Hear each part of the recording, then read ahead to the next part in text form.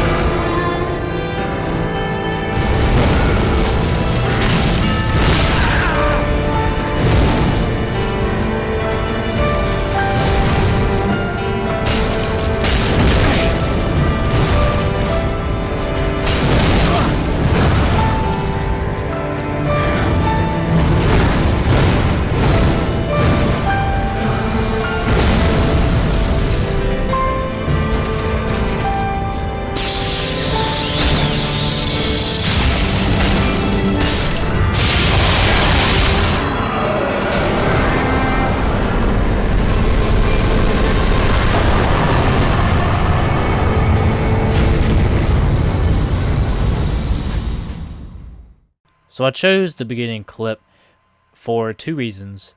One would have to be the boss fights, and two would have to be the music that they play over the boss fights. So if nobody who played Dark Souls 3 got the feeling of sorrow and just possible epicness, if any way possible you did feel that way, then that's pretty much the sum of the final boss fight of Dark Souls 3, because it was a great boss fight. The boss, in one hand, had a lot of different attacks, and on the other hand, he was quite easy because he didn't really have as much health as some of the other bosses in the game had. But it didn't mean it was a terrible boss fight per se, because honestly, for the final boss of Dark Souls 3, he ranks up there as a good boss and as a difficult boss simply because he doesn't really have many openings for attacks as you might expect him to have. Such as other bosses, such as, Vort, which is the big fat dude, and the beginning boss, Uadex. Those two are the easiest two bosses of the game, besides the mob boss of the deacons, which we're not going to get into because they are a terrible boss. But basically, the final boss of Dark Souls 3, not including the DLC bosses, which are the two hardest bosses I've ever faced in my entire life. This boss is pretty good, and most of the boss fight in Dark Souls 3 are about as good as this one is. And the soundtracks that play over this, as I said, if you do not feel sorrow and like the little epicness in this boss fight, then I don't know what to tell you. You have absolutely no feelings at all, because the music was great, and just the same as a lot of bosses, the music is great in those as well. And this one just ranks up there as probably one of the best boss musics I think I've ever listened to, especially on Phase 2, which I try to make sure I get into Phase 2 there, because I just love it so much, and I think it was a great addition to put into Dark Souls 3, especially all of these nice music tracks they put over, and especially the boss fights in the game.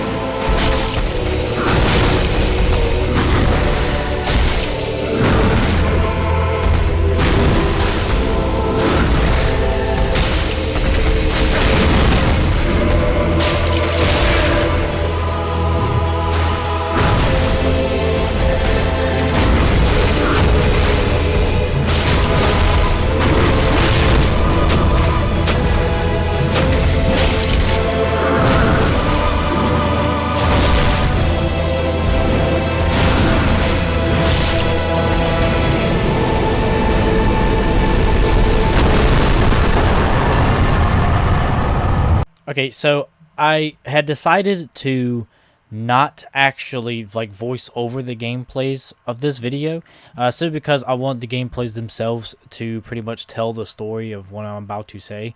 But pretty much, I just want to talk about this area of the game, and I gotta tell you, it's something that I've never really seen before in any game except for Dark Souls 3. This is the only game that I've seen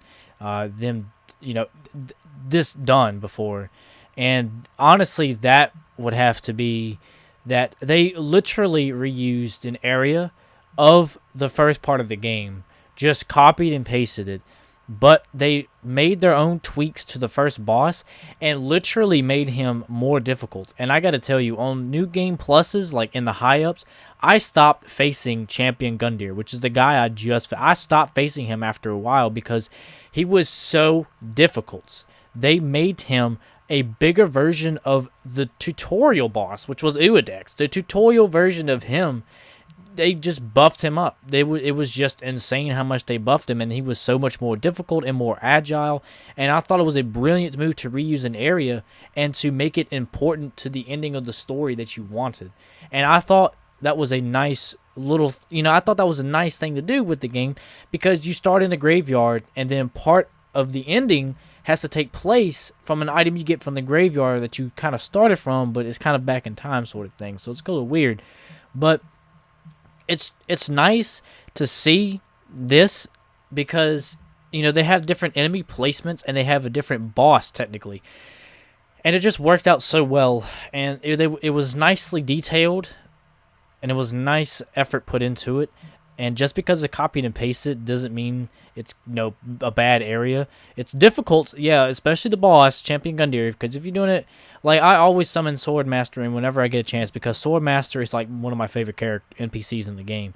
And I summon him all the time, and I don't care what anybody says, I will summon NPCs when I get them, because I like NPCs, and I don't care what any of you say. But, basically, it was a nice thing for them to have a refresh tutorial area, basically, but towards the end of the game. So, when you're level, probably around this time, you're probably like level 60, 70 person coming in there, and you're like, oh, wow, this is the first area all over again. This is going to be easy. And then it turns out you get past the boss, and then you look what I'm doing. You're facing 3 Black Knights, and you're just like, oh my god, plus Champion Gundyr, and you're just overwhelmed with crap right here. But this is a nice place to actually try to find the Black Knight stuff, so I would suggest you find the Black Knight stuff in this area. Just saying. Pro tip. So, I'm going to give a little bit of history at this point, from the first time that I actually did play Dark Souls 3. And let me be honest with you, I did not like Dark Souls 3 from the first time that I played it. The game was difficult for me at first, but after a while, it grew on me. I played it first like in January of 2017, I think. I was getting ready to graduate high school, a few months away from graduating high school or whatnot. And I played it in January, and I could not beat the tutorial boss. Yes, I could not beat Uodex Gundyr. I tried more than 15, 20 times. I could not beat him. I just couldn't do it. So I borrowed it from a friend, so I gave it back to him.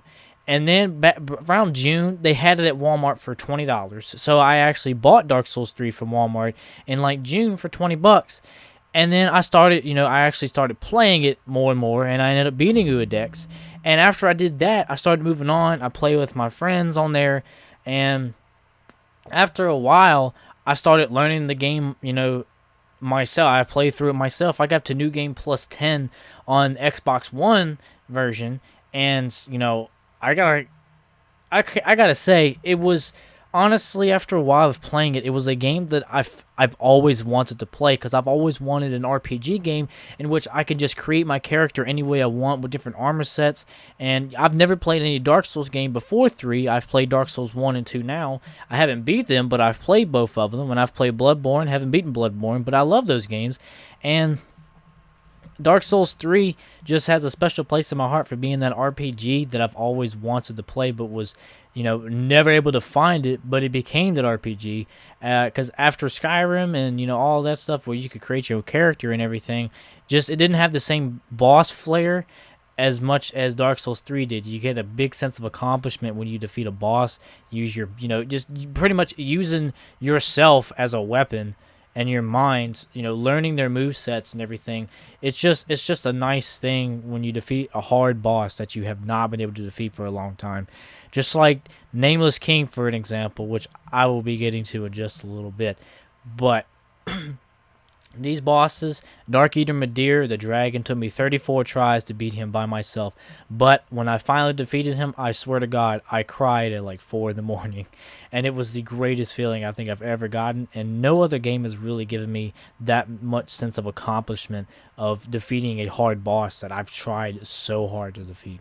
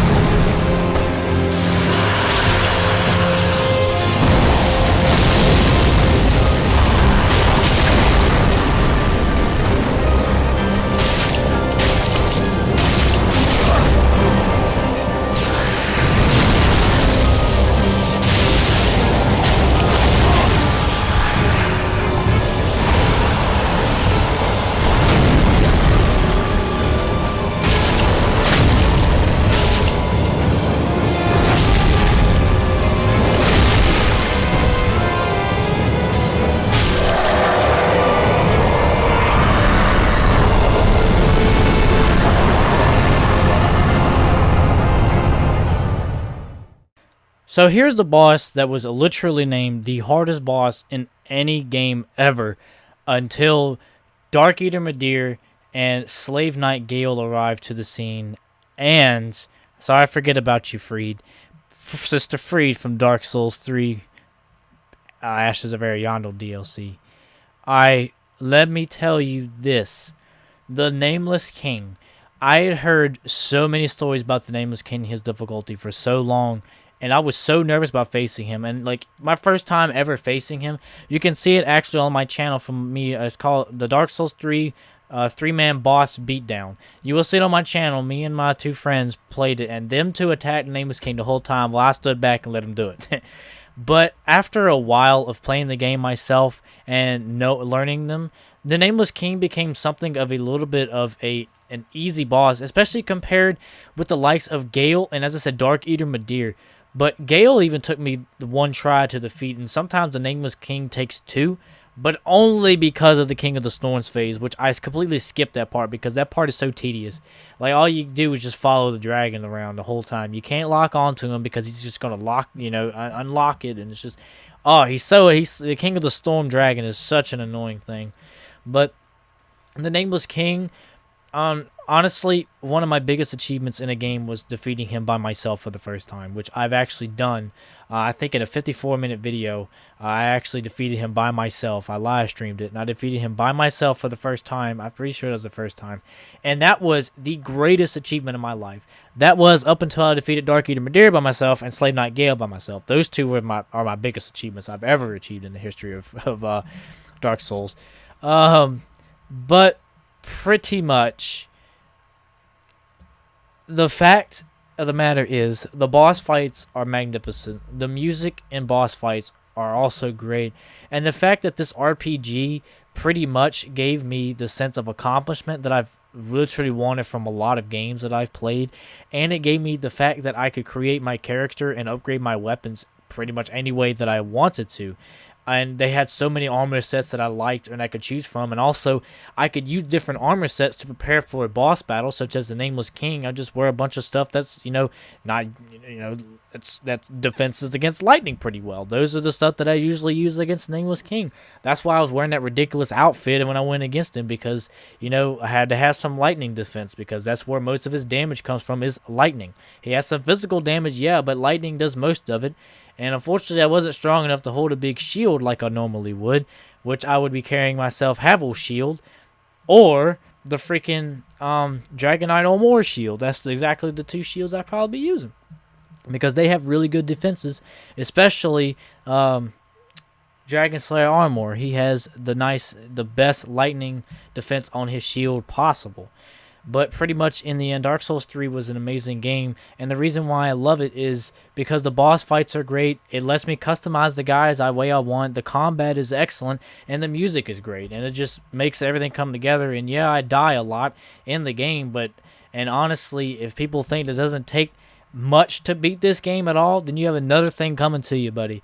Because yeah, it might seem easy, people rolling around and stuff, but literally these guys have been playing this game, have been practicing and playing this game for a long time, and they know the boss strategies, and they know their exact attack movements, and they know practically everything. Because at the beginning, I didn't know any of this, and I died like 50 million times, but after playing a decent amount of times and giving this game an actual chance, I actually fell in love with it, learned the bosses, and learned what everything literally is in the game, and had my own strategy for getting through it.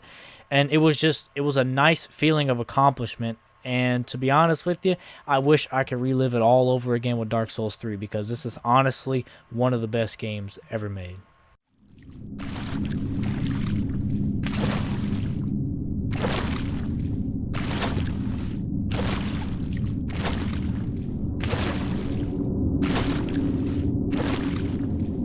Yhorm, old friend. I, Siegward of the Knights of Catarina, have come to uphold my promise. Let the sun shine upon this Lord of Cinder.